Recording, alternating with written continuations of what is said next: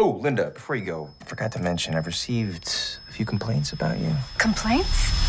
Noxious odors.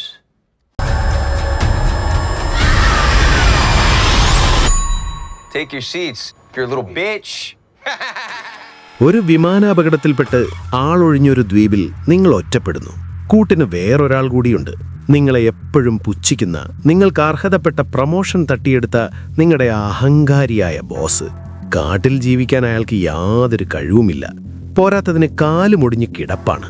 ഇനി പറയൂ, അവിടെ ശരിക്കും അപകടത്തിലായിരിക്കുന്നത് നിങ്ങളാണോ അതോ നിങ്ങളുടെ ബോസാണോ? വർക്ക് പ്ലേസിലെ ടോക്സിസിറ്റി ഒരു സർവൈവൽ ഹൊററാക്കി മാറ്റിയാൽ എങ്ങനെയുണ്ടാകും? അതാണ് സാം റെയ്മി സംവിധാനം ചെയ്ത സെൻഡ് ഹെൽപ്പ് എന്ന പുതിയ ചിത്രം.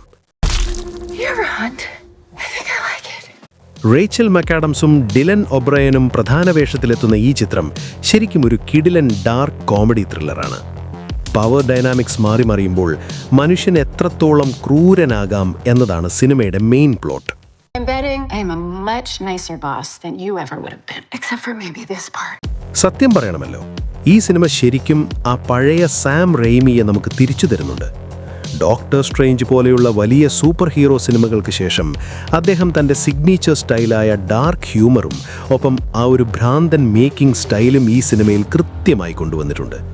ഇതൊരു സീരിയസ് ആയ നാച്ചുറൽ സർവൈവൽ പടമൊന്നുമല്ല, പകരം ചിന്തിക്കാൻ കഴിയാത്ത രീതിയിൽ കഥാപാത്രങ്ങൾ തമ്മിൽ നടക്കുന്ന ഒരു കാറ്റ് ആൻഡ് മൗസ് ഗെയിമാണ്. ഒരു സിനിമാ സ്വാദകൻ എന്ന നിലയിൽ എനിക്കിതിൽ എടുത്തു പറയാൻ തോന്നിയ ഏറ്റവും വലിയ കാര്യം ഇതിലെ കാസ്റ്റിംഗും അഭിനയവുമാണ്. പ്രത്യേകിച്ച് റേച്ചൽ മക്കാഡംസിൻ്റെ പെർഫോമൻസ്. എപ്പോഴും അവഗണിക്കപ്പെടുന്ന പാവം ജീവനക്കാരിയായ ലിൻഡ എന്ന കഥാപാത്രത്തിൽ നിന്ന് ദ്വീപിലെത്തുമ്പോൾ പതുക്കെ പതുക്കെ അവർ കാണിക്കുന്ന ആ ഒരു സൈക്കോട്ടിക് ട്രാൻസ്ഫർമേഷൻ ശരിക്കും ഗംഭീരമായിരുന്നു. ഒപ്പം അഹങ്കാരിയായ ബോസ് ബ്രാഡ്ലി ആയിട്ട് ഡിലൻ ഒബ്രായനും തകർത്തിട്ടുണ്ട്. സ്വന്തം അഹങ്കാരം മുഴുവൻ പോയി ഒരു ഘട്ടം കഴിയുമ്പോൾ അയാളുടെ ആ ഒരു ഗതികേട് കണ്ട് നമുക്ക് ചിരിയും പേടിയും ഒരുമിച്ച് വരും.